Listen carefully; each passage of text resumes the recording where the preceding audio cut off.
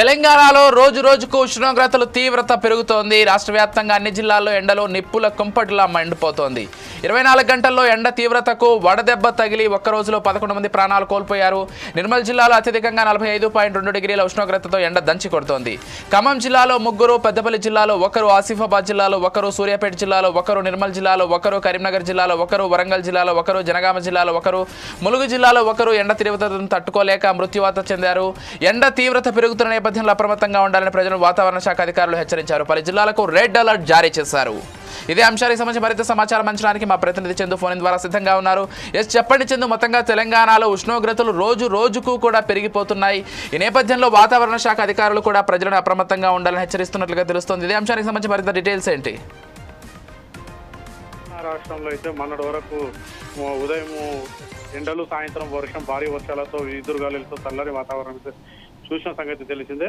ఇప్పుడేమో భారీ ఎండలతో అంటే వడగాల్పులు ఎండలతో సతమతం ప్రజలు.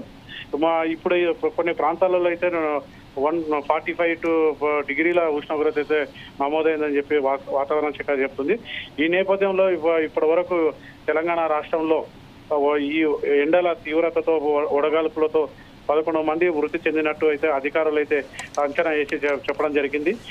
ఈ ఎండల తీవ్రతతో తెలంగాణ రాష్ట్ర ప్రజలైతే ప్రభుత్వం సూచన మేరకు అంటే ముఖ్యంగా వృద్ధులతో పాటు చిన్నపిల్లలు, గర్భిణులు అయితే బయటికి రావద్దని చెప్పి సూచిస్తున్నారు.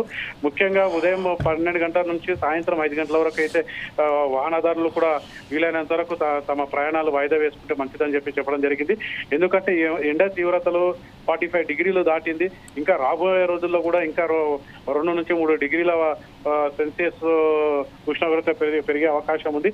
ఈ ఎండ తీవ్రతతో కూడా అంటే ఉడగాల్పులతో చనిపోయే ప్రమాదం ఉండడంతో ప్రభుత్వం కూడా దీనిపై చర్యలు తీసుకోవడం జరుగుతుంది.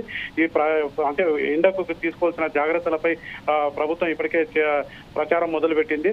అంటే ఎలాంటి జాగ్రత్తలు తీసుకోవాలి, బయటికి వెళ్లే సమయంలో గొడుగు, క్యాప్, మంచినీళ్లు ఇలాంటి పానీయాలు తీసుకొని జాగ్రత్తలతో ప్రయాణించాలి. అత్యవసరం పడితే కానీ బయటికి రావద్దని చెప్పి సూచించడం జరిగింది.